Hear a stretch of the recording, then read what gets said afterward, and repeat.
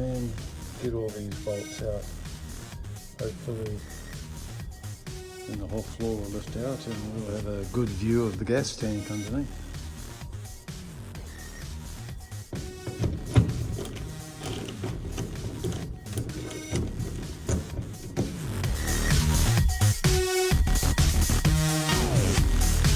I've got all the bolts out. It's holding this board down, and I think this is the way to go. Here it is. Get to see the fuel tank now. Under there.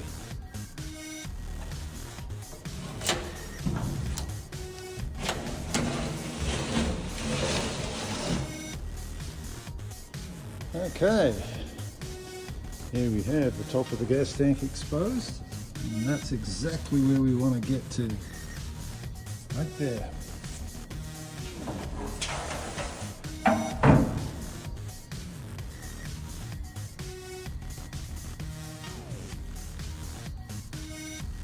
The sender unit is there.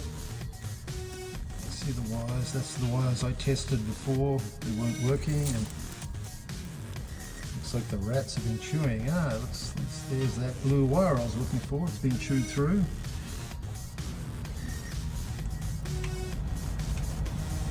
So anyway, the step is to find the end of the blue wire. Right there, it's been chewed, and see if it's in the chassis, and then I'll clean everything up here.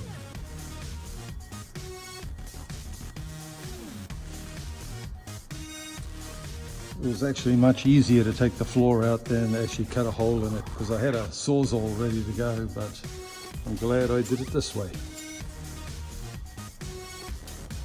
And then all we got to do is wait for the fuel tank sender unit to show up. Okay, break out the air to help me clean some of this stuff.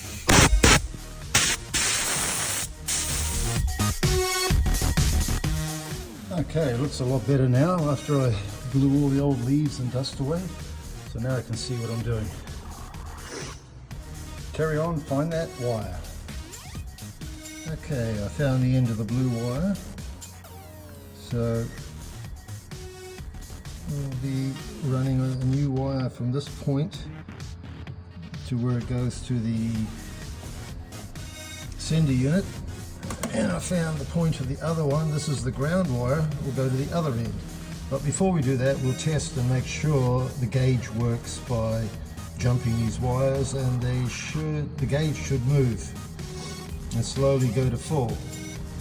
I already tested this gauge, it's no good, so can't do really much other than testing the wires and the gauge until the new sender unit arrives. Also, this vent hose is going to be replaced. Goes up to the charcoal canister. You can see the rats have been chewing all the way along there. So that's another item, and I'll check the rest of these hoses up here as well. Well, other than that, it's in really good shape. There's no rust anywhere, absolutely no rust. Just a little bit of surface, which will be easily taken care of, and yeah, just a coat of paint. My God, this is fantastic shape for a 79.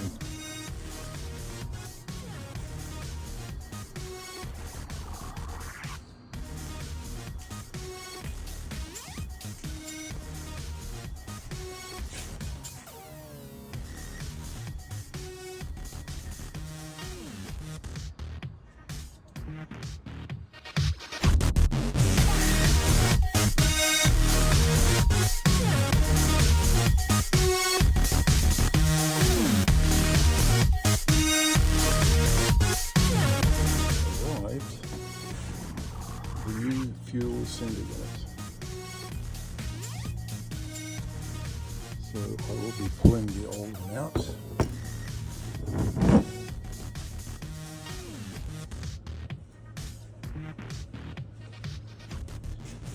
I've got the floor pulled back and ready to go. Just like in surgery, I'm going to clean the area. ready for operation. I will be the doctor presiding on this today. Okay, ready and prepped for surgery.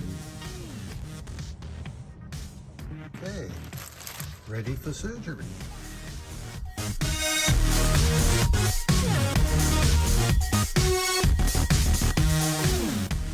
There she is.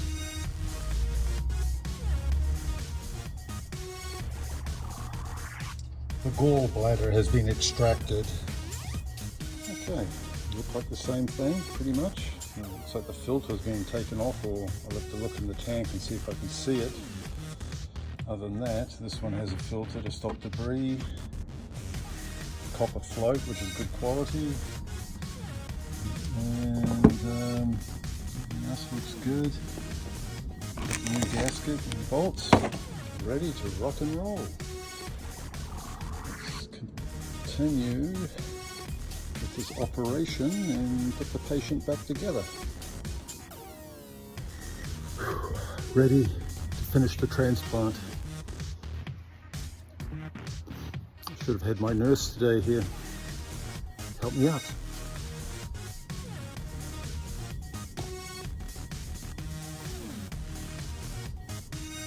Okay, a tip on putting this in. You can't actually get it in. You have to actually take the float off, get it inside, and then when the float lever is inside the tank, clip the float back on. I think that's the only way this has to go on. Okay, I assembled the float assembly wrong. So I've got it pointing inwards, and that should give it enough to put it in. Going back in.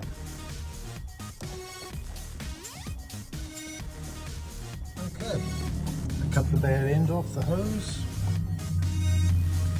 Right there. Clamp that back on.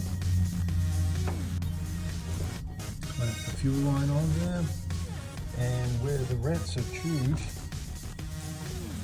all these wires and this tube in that, I sectioned in this bit of tube, give it no leak for the evac system, so when I go for small check I won't have any problems.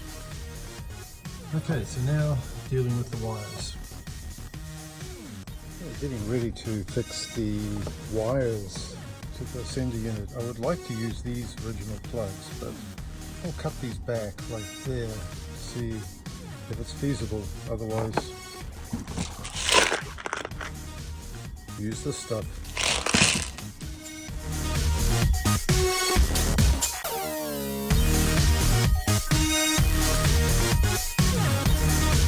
Okay, pick up the wires on and just see what happens.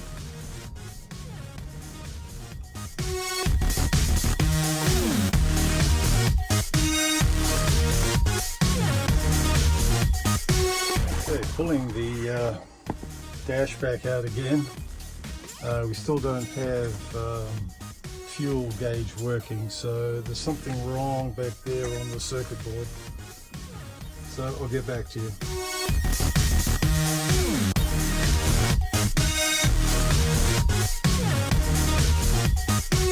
Okay, went over all my connections, starting from the ground at this end, making sure this is all good. Traced and probed the wire all the way up to the gauge, through the firewall.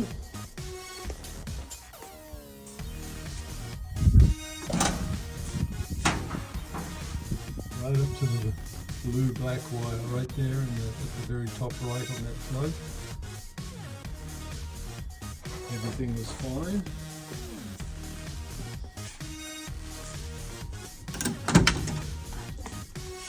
And pull the gauge cluster out again, and guess what we found?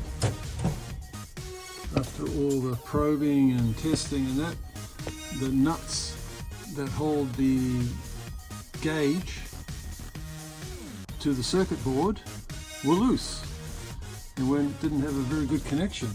So now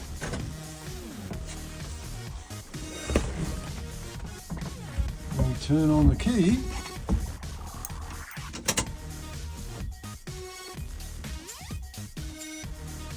the gas gauge moves. Look at that.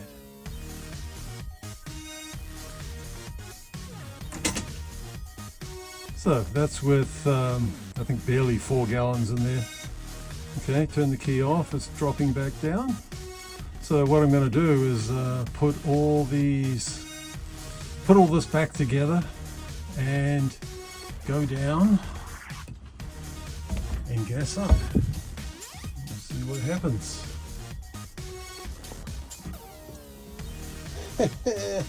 I knew it had to be something simple. Anyway, thank you to my son for helping me. 2 heads are better than 1.